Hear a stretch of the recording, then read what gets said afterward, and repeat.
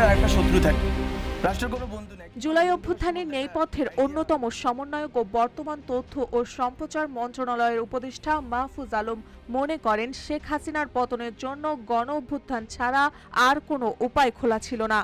আওয়ামী লীগের স্বৈরশাসন, নির্বাচন ব্যবস্থা ধ্বংস, বিরোধী দলকে চিহ্নিত করে দেওয়া এবং রাষ্ট্রকে বিভক্ত করার রাজনীতি সব মিলিয়েই জনগণের ক্ষোভ ছিল তুঙ্গে। সেই ক্ষোভকে সাংগঠনিক শক্তিতে রূপ দিয়েছিল ছাত্র আন্দোলন, যা পরে শ্রমিক জনতার ঢলে পরিণত হয়।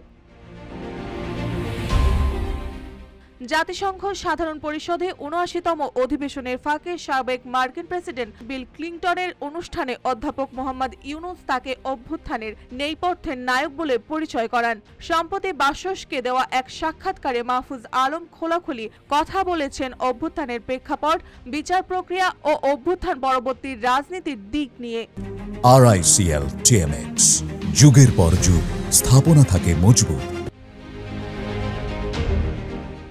তার মতে, আওয়ামী লীগ ইসলামিস্ট বনাম সেকুলার বিভাজন সৃষ্টি করে ২০১৪ সালে নির্বাচন কুক্ষিগত করেছিল।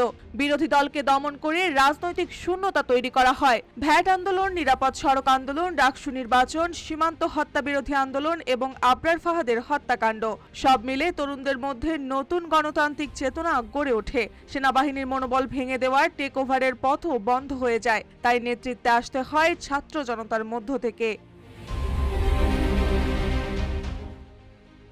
জুলাই গণহত্যার বিচার নিয়ে তিনি বলেন, সবাইকে আদালতে দাঁড় করানো সম্ভব নয়। হত্যাকাণ্ডের দায় স্বীকার ও ক্ষমা চাওয়ার সংস্কৃতি গড়ে তুলতে হবে। পাশাপাশি দ্রুত বিচারের জন্য স্পিডি ট্রায়াল ও আন্তর্জাতিক অপরাধ ট্রাইব্যুনালকে শক্তিশালী করার কথাও তিনি বলেন। মাহফুজ আলমের মতে, নতুন রাজনৈতিক বন্দোবস্ত তখনই সম্ভব যখন বিরোধী দলকে সম্মান দেওয়ার সংস্কৃতি প্রতিষ্ঠিত হবে। নেহরুর উদাহরণ টেনে তিনি বলেন, শক্তিশালী বিরোধী দল ছাড়া রাষ্ট্র টেকসই হয় না। তার মতে, অভ্যুত্থানের প্রকৃত অর্জন বাস্তবায়ন করতে হলে রাজনৈতিক দলগুলোকে প্রতিদ্বন্দ্বীকে জায়গা দেওয়ার মানসিকতা গড়ে তুলতে হবে। তার বিশ্বাস, রাজনৈতিক সংস্কারে এই পরিবর্তনই রাষ্ট্রকে এগিয়ে নেবে একটি সত্যিকারের গণতান্ত্রিক ভবিষ্যতের পথে এবং জুলাই অভ্যুত্থানের স্বপ্নকে দীর্ঘস্থায়ী করবে। মার্জিয়া মৌ, রূপালী বাংলাদেশ।